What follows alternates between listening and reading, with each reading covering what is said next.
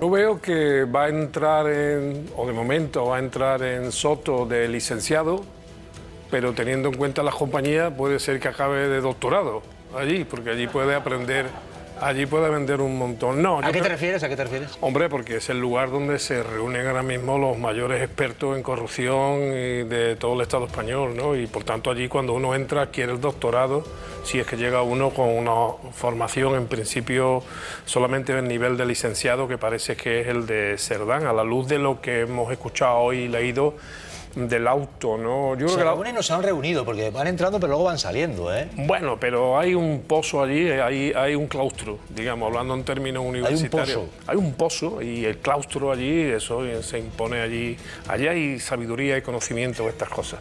No, en la materia, ¿no? Lo que te iba a decir que el auto es demoledor contra todas las tesis que defiende el señor Cerdán y su defensa en todo, incluso en la posible manipulación de las grabaciones, en la edición de esa grabación y en todas las tesis que defiende este señor, ¿no? Después no me extenderé más, pero hay también debilidades en ese auto que me gustaría resaltar.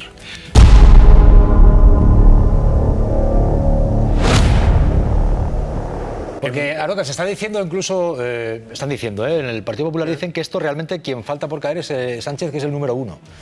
Bueno, ¿hay elementos para eso? ¿Crees que es precipitado? Yo no es precipitado desde el punto de vista que es el deseo siempre del Partido Popular, no solamente en este caso de corrupción, sino incluso, como otras veces hemos comentado, por ejemplo, en el procesamiento del fiscal general del Estado, que yo siempre he sostenido que no era la pieza a cobrar, sino la pieza a cobrar era el propio presidente. Creo que efectivamente los temas son graves. El ingreso, hay que recordar, de este señor en Soto del Real es por prisión provisional, o sea, no es definitiva, no está condenado como los del claustro, como los doctores.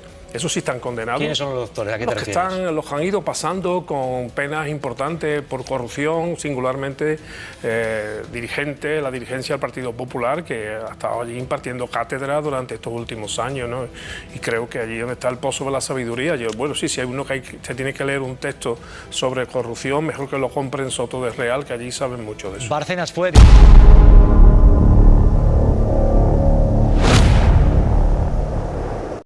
Javier Arota, perdona que yo también aporte mi visión de este asunto. M. Rajoy no cayó por una sentencia, sino una cayó... moción de censura que se desencadenó. Efectivamente. Pero quiere decir que responsabilidades políticas se le pidieron ahí y tantas se utilizaron mecanismos constitucionales, digamos, para remover de su puesto como presidente del gobierno a un señor que hasta en el Parlamento mintió, negando lo que estaba ocurriendo. Por tanto, hay una diferencia enorme. No es lo mismo condenarte en un tribunal de papel o en un tribunal de televisión o de las redes sociales que condenarte en el Parlamento. Lo que se produjo con respecto a M. Rajoy fue el funcionamiento de un mecanismo constitucional que se puede utilizar hoy. Totalmente. Porque si hoy quiere, con los datos que hay, yo concuerdo con la responsabilidad política que tiene que, por lo menos, autoexigirse el presidente del gobierno, me refiero al señor Sánchez. Ahora bien, lo que cabe exigirle en este caso, con los argumentos que se están manejando, por lo menos en esta mesa, es al Partido Popular que sea coherente y respetuoso. Tan coherente que cualquiera puede mirar que dice la sentencia de Gürtel en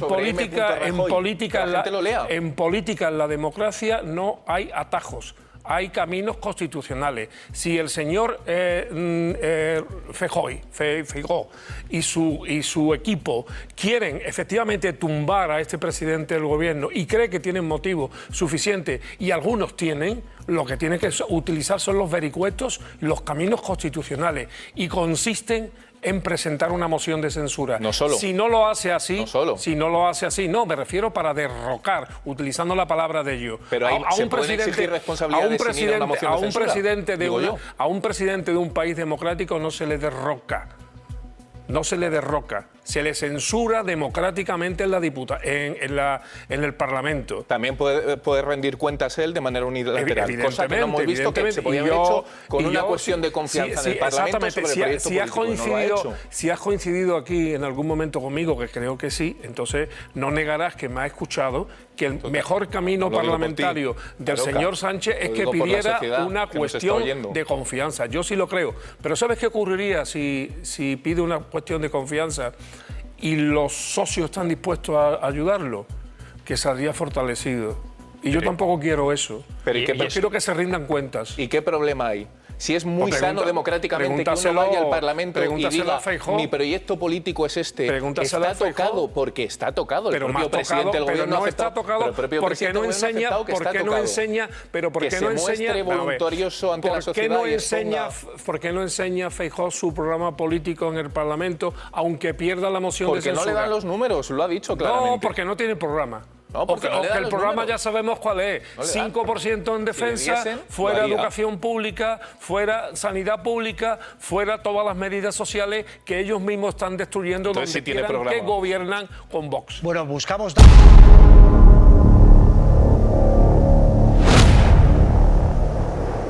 Paje, el victimismo permanente es proporcional a la debilidad permanente. Totalmente de acuerdo. ¿Mensaje a quién? Pues se lo podría aplicar incluso al mismo, ¿no? Porque, en fin, no todo el mundo es lo fuerte que parece ni representa lo que dice querer representar. Estamos hablando, sin menoscabo de la importancia de cada uno, simplemente de un varón y de una comunidad autónoma muy concreta y que representa lo que representa. Lo único que pasa es que es muy vistoso. Es muy vistoso porque se opone constantemente al presidente, se opone constantemente, no ahora por estos casos tristes y vergonzosos de corrupción, es que se ha enfrentado al presidente y su secretario general del minuto 1, incluso cuando se estaban mascullando posibles alianzas políticas o cuando se estaban marcando determinados caminos, como por ejemplo el camino de la pacificación y del encuentro político en Cataluña. Es decir, esto es un melón calado. O sea, yo de verdad que aquí llego y tú me preguntas y todos me preguntáis y todo el que quiera me puede preguntar y yo responderé a todo lo que me digáis. Pero cuando yo estoy en mi casa no me acuerdo de Paje nunca. Nunca. ¿Por qué? Porque es un Paje. ¿Y Paje se acuerda de Sánchez? Constantemente. Lo digo porque Paje está entre los... Hay críticos en el Partido Socialista. Sí, claro que hay críticos, pero los críticos... Mira, no, los críticos yo los voy a ver. Aquí la pregunta pero, perdón un momento. Sí. Los críticos yo los quiero ver, antes lo decía Gloria, yo los quiero ver en el Comité Federal. Claro. Esa es la estructura democrática y constitucional del Estado español. Es una democracia de partidos. Entonces, si el Partido Socialista, con sus representantes legítimos, los que representan a la militancia, los que representan a todos sus cargos institucionales, se expresan en un sentido de censura al presidente y secretario general del partido, tendrá que tomar nota. Pero todos estos agentes... Que los propios... perdóname, ¿tú no crees de verdad que las grandes víctimas de todo esto, ya veremos si lo somos todos los españoles en función de si se ha defraudado dinero o no, pero tú no crees que los propios socialistas, los cargos locales, los cargos autonómicos, quienes se van a tener que enfrentar a elecciones próximamente con esa losa de la corrupción de su propio partido, ¿tú no crees que realmente ellos son las grandes víctimas de Cerdán y de Ábalos? Claro lo es Paje, lo es Lambán, lo será Felipe González, sí o no, más o menos. Las grandes víctimas son los propios socialistas que ven como por culpa de la corrupción de su partido, que no se subsana, ven como ellos están ahora en una encrucijada tremenda. Y Pedro Sánchez obviamente no es una víctima, como él se quiere hacer ver. Pedro Sánchez es el responsable de haber nombrado uno detrás de otro durante casi una década como secretario de la organización a dos personas. No he negado nunca, ni aquí ni fuera de aquí, las responsabilidades políticas del señor Sánchez, ni como secretario general de su partido, ni como presidente del gobierno. Creo que es responsable y que debe dar cuenta de sus propias responsabilidades desde una perspectiva autocrítica. Lo único que digo es que en España, en el Estado español, hay una serie de mecanismos y caminos. La democracia no es nada sin sus caminos. Y el camino democrático de un partido es que sus dirigentes se expresen en sus órganos y van a tener ocasión de hacerlo. En función de lo que digan los que representan a la gente, eso es por los que tú te preocupas. A los alcaldes, los militantes, los presidentes de diputación, toda esta gente que hoy le preocupa mucho a alguna gente, pero que otras veces no la han preocupado. porque cuando han sido víctimas precisamente de la corrupción, de la agresividad mediática y no mediática, nunca se han preocupado nadie por esta militancia del Partido Socialista, que sufre en conjunto con su propio partido la agresión sistémica y metódica que está sufriendo el gobierno de coalición desde que se constituyó, a través de muchos caminos, incluido el judicial.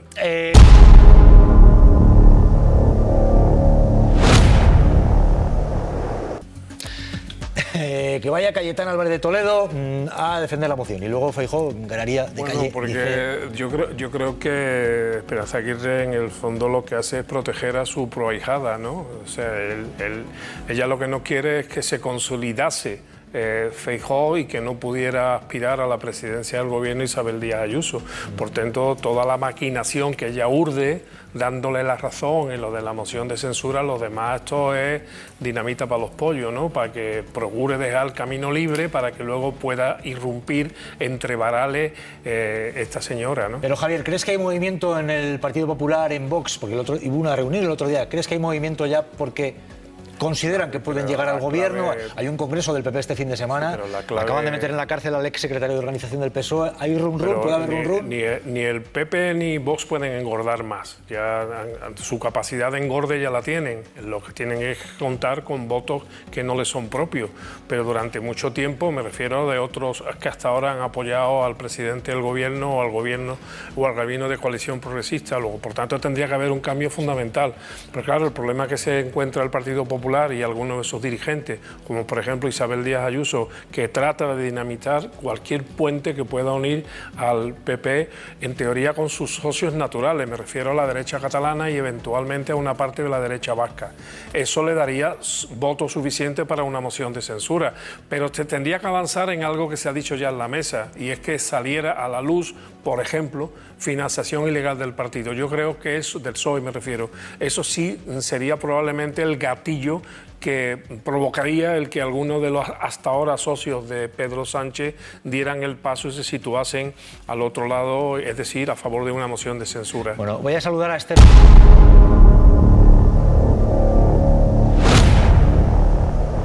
El inicio, dicho de otra manera, lo pregunto además yendo al grano. ¿Descartáis que haya unas elecciones anticipadas a día de hoy? Yo, si escucho al presidente hoy, las descarto. Si me baso en especulaciones sobre nuevos pasos hacia adelante por determinados jueces y determinados juzgados, entonces ya empiezo a pensármelo. Pero si las cosas discurren con una normalidad, en principio el presidente está dispuesto a aguantar. Lo único que ocurre es que yo creo que no basta con una remodelación profunda del gobierno ni de siquiera de las estructuras del partido. Yo creo que ante la medida tan gravísima, en mi opinión, de no convocar elecciones anticipadas, tiene que ofrecer, para equilibrar la balanza, también una oferta no solamente de cambio de caras, sino, digamos, una innovación del propio gobierno de coalición, es decir, ofrecer un gancho, una agarradera de optimismo y de confianza en sus electores, en su militancia y entre todo, seguramente también entre toda la parroquia de izquierda, independientemente de las siglas que cada uno tenga en este país. Bueno, vamos a ver lo que...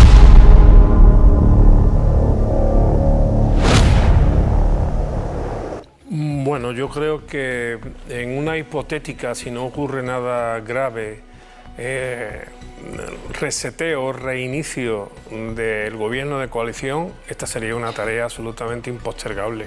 ¿Las constructoras? Absolutamente, pero... Las constructoras, las presuntas implicadas, o las implicadas directamente, no, sí, no todas las constructoras. Ponemos delante presunta para hacerle un favor a la lengua española, que no tiene un verbo para expresarlo, por lo menos que yo conozca de otra manera, ¿no?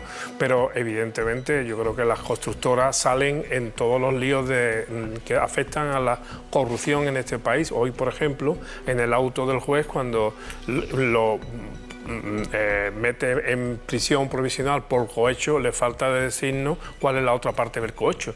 Por el cohecho siempre son dos. Luego, por tanto, si uno está en el cohecho, ¿el otro quién es? ¿El otro quién es? Eso, por ejemplo. Pero es además, una buena pregunta esa, sí. Claro, pero luego pasa otra cosa. ¿Por qué las constructoras y por qué esta laxitud política de todos los gobiernos, de todos los parlamentos con respecto a las constructoras?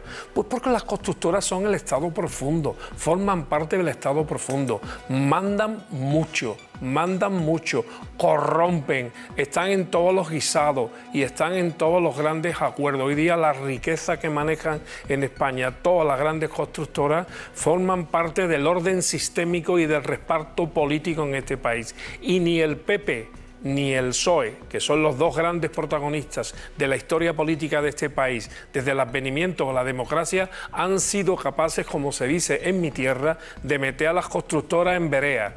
¿Y en vereda qué significa? Que las grandes constructoras implicadas presuntamente se sometan al imperio de la ley, como se someten muchas otras constructoras honestas y honradas. No, sí, pero, ¿cómo que no? Claro, ¿cómo que no se cuestiona? No se tanto que se cuestiona que hay incluso hasta puertas giratorias que afectan peligrosamente a jueces, fiscales y guardias civiles. No hagamos...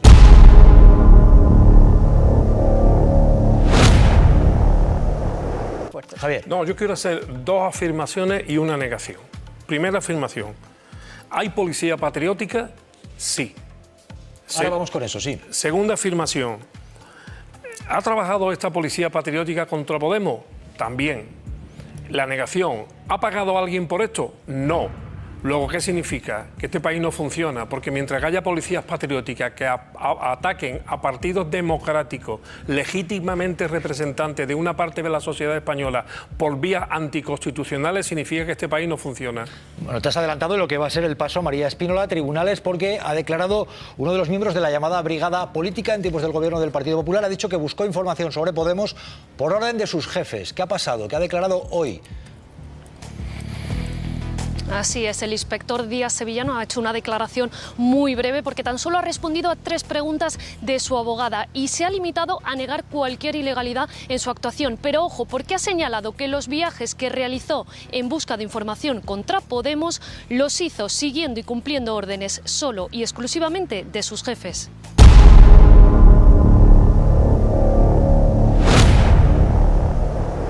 Que está ahora mismo pues, bajo sospecha. Javier Aroca. Bueno, la señora Díaz Ayuso es presidenta de un gobierno. Eso lo tenemos claro, ¿no? Sí, sí, clarísimo. Y hay un problema gravísimo que habrá que sustanciar en plenitud con el que es su pareja, que ella misma acaba de decir, mi pareja. Y además no con negocios cualquiera, sino con negocios que afectan a la propia vida política y económica del gobierno que preside Isabel Díaz Ayuso. Primer punto. Punto y aparte. Esta señora que hemos visto pronunciarse en estos términos, que seguramente el PP lo considerará colaboración con la justicia, a pesar de la verborrea que ha soltado contra todo el mundo, incluido contra el gobierno central, es la misma que hablaba hace unos momentos cuando Cintora nos conminaba que opinásemos sobre otro asunto. Es la misma señora y sin embargo merece opiniones distintas. A mí eso me preocupa. Me preocupa pero me preocupa muchísimo, porque el presidente del gobierno, por ejemplo, por cosas infinitamente menores, tiene que soportar mediáticamente una instrucción contra su esposa y parece que por eso también tiene que dimitir, pero resulta que esta señora no tiene que dimitir por nada de lo que le ocurre a su pareja. Por poner presuntamente a sueldo de Moncloa a una persona para dedicarse exclusivamente a los negocios privados. Como la que tenía Rajoy, ¿no? Como Rajoy, ¿no? Pero un cargo de confianza Rajoy también, ¿no? Pero es que estáis... Pero cosas que no tienen nada que ver. ¿Cómo que no porque tiene una cosa es tener un asesor privado que todas las esposas de presidentes del gobierno tienen derecho a ello. Todos...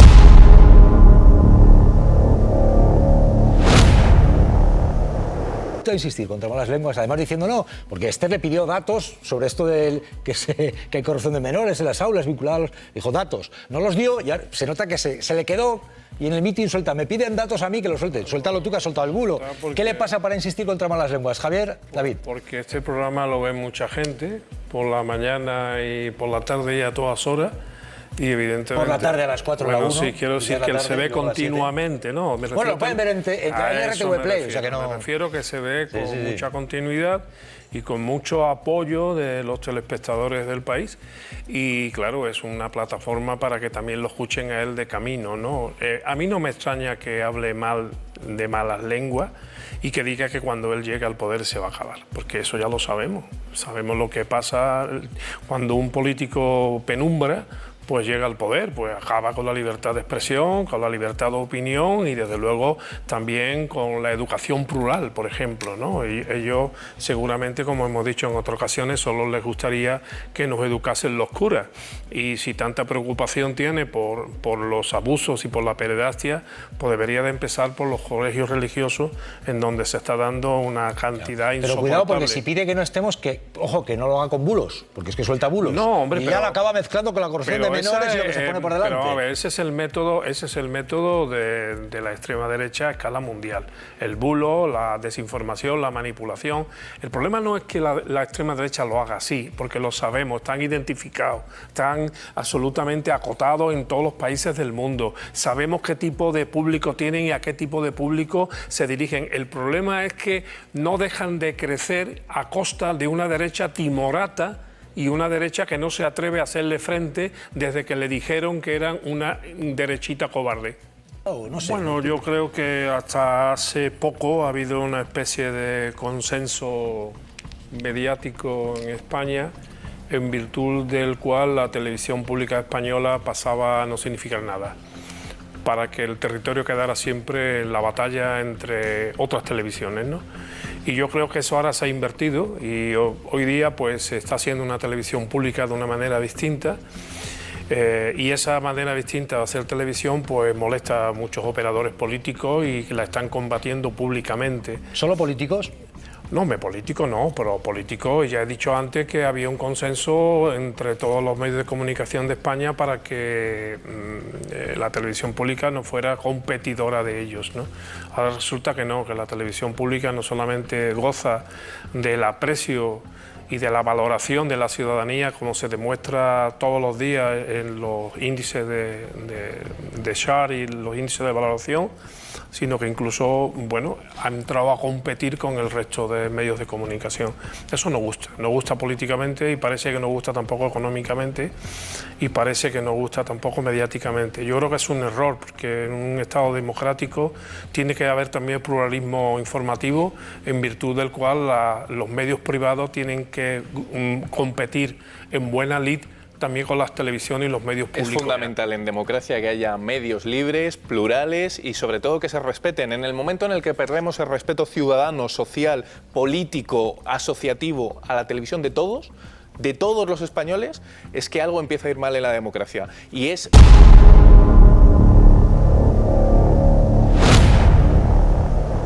Agitador Alberto Caliú en sus redes escribe: ningún miembro del gobierno debe poder caminar tranquilo, ningún periodista palmero del gobierno debe poder trabajar tranquilo, ningún votante de la izquierda debe poder caminar tranquilo, basta de buenismo.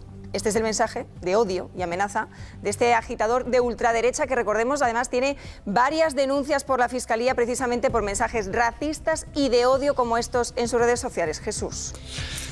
Javier Aroca, pues ojo a la escalada. Yo no creo, insisto, yo no creo que eso sea populismo ni popularismo. Yo creo que simplemente es el reflejo de una ideología autoritaria y matona, que pretende intimidar y que pretende crear un ambiente en donde el que tenga más fuerza, el que pegue más, el que vocifere más, el que grite más, pues parece que tiene la primacía política. Yo creo que eso es un error y eso debería de unirnos a los que son de derecha y a los que son de izquierda, debería de unirnos a todos, porque esto no es bueno para el sistema político democrático, en donde tiene que haber voces plurales y voces discordantes, incluso voces enfrentadas, porque todos no tenemos la misma visión de la vida, ni siquiera de la educación o ni siquiera de las costumbres, pero dentro de lo que marcan las reglas del juego, que es el orden constitucional y el orden democrático.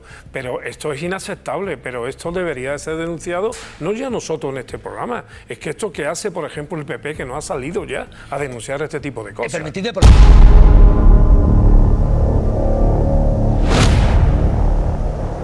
aspiraciones políticas. Dice que lo único que quiere es ser nombrado responsable de RTV, de esta casa, para cerrarla en menos de 3 meses. Y termina sentenciando: ese sería un gran servicio a los españoles. Jesús. Pues ya lo veis, querrá hacer como lo que pasó con Coca-Cola, ¿o qué, Aroca? No lo sé, yo creo que él tuvo una experiencia también en materia televisiva que le salió regular. O sea, ¿Ah, sí? Sí, la gente veía menos sus programas. Así que quería ser, ¿no? Quería estar en el magnate de la televisión. Berlusconi, lo cierto es que al final bueno, lo del partido político de Ciudadanos también le salió regular. Bueno, pero eso incluso demos por válido el que no era un partido. Bueno, era un partido. Bueno, pues era un partido, mira, curiosamente Televisión Española va a seguir. Su partido ya no sigue. No sé, pero yo... Dicho esto, con todos los respetos a la gente que votaba en ese partido y a dirigentes que no son como él. Pero yo no lo veía como un partido, yo lo veía como un artefacto que creó alguien. Pero vamos, eso es lo de menos. Que quiere cerrar Televisión Española. ¿Por qué será? Pues porque seguramente no entiende lo que es el pluralismo, ni entiende lo que es el servicio público de televisión o de radio, tanto aquí como en las distintas comunidades autónomas donde lo hay, y que entiende una vida y un país monocorde, con una televisión, con una religión, con un idioma y por supuesto con la misma gente mandando siempre, ¿no? Y eso es contracultural, eso no tiene nada que ver con los buenos tiempos. Los tiempos actuales son tiempos de pluralismo, en donde tenemos que respetarnos todos, independientemente de nuestra ideología, de nuestras inclinaciones de cualquier orden. Pero claro, cuando alguien trata de vivir entre nosotros con estos pensamientos, pues nos va a que se molesten, ¿no? Incluso digan cosas, él siendo tan liberal que falló en su proyecto, bueno, pues resulta que tampoco este proyecto que es público le interesa y parece que tampoco le conviene por lo que se ha dicho, ¿no? Pero bueno, allá él, tampoco me parece que sea una voz de mucha referencia como para ponerse a temblar.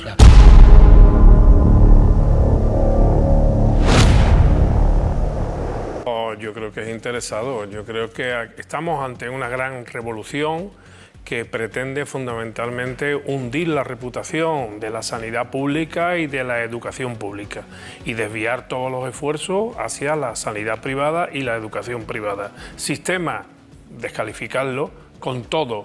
Por ejemplo, me extraña mucho cuando se dice la escuela pública adoctrina. ¿Adoctrina en qué?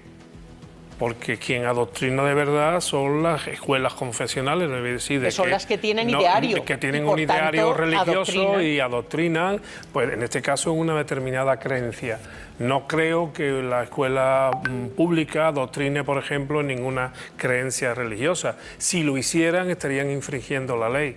Luego, por tanto, yo creo que aquí hay un interés que evidentemente, como todos los intereses, siempre tienen 1 o 2 o 3 tontos útiles o 1 o 2 o 3 discursos útiles, desde la estupidez y desde las barbaridades que acabamos de escuchar. Pero en el fondo lo que está latente es desprestigiemos a la educación pública para cada día haya menos dinero, cada día haya más dinero a la educación privada y cada día menos hijos de trabajadores puedan llegar a la escuela pública y, por cierto, a la universidad pública también, porque otra de las patas de esta destrucción de lo público que está ocurriendo en muchas comunidades autónomas, pongamos, por ejemplo, Madrid, es destruir precisamente la universidad pública para que los hijos de los trabajadores no puedan nunca tener acceso a una carrera universitaria. Bueno, ahí está la barbaridad que enseñan a los chavales a cocinar con semen.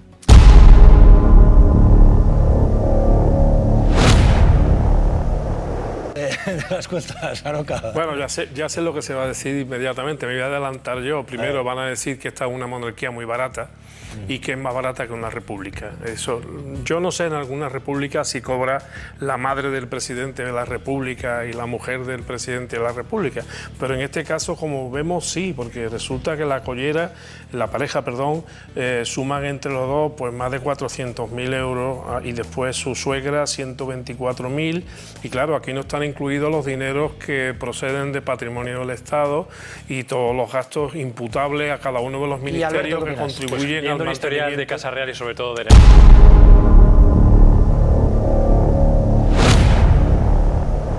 Ya venga. Venga. Lo más grande, que no deja de ser una confesión que ha hecho pública la señora Díaz Ayuso, precisamente en nombre de todo el que pueda hacer algo para que lo haga, ha dicho una legislatura que nunca debió nacer. Ahí está el problema, en que la derecha no ha aceptado nunca la legitimidad de esta legislatura, que la considera ilegítima y que por tanto la ha combatido desde que nació, pero no solamente ellos, me refiero a los del Partido Popular, sino a la escuadrilla de Felipe González y todos sus seguidores, que han cuestionado también a la figura del presidente y secretario general desde que comenzó esta legislatura. Ahora le vienen los vientos a favor por los temas de corrupción, gravísimos por cierto, pero la oposición a esta legislatura, tanto de la derecha más extrema como de la cuadrilla de Felipe González, es desde que nació la legislatura. Claro, Mateo.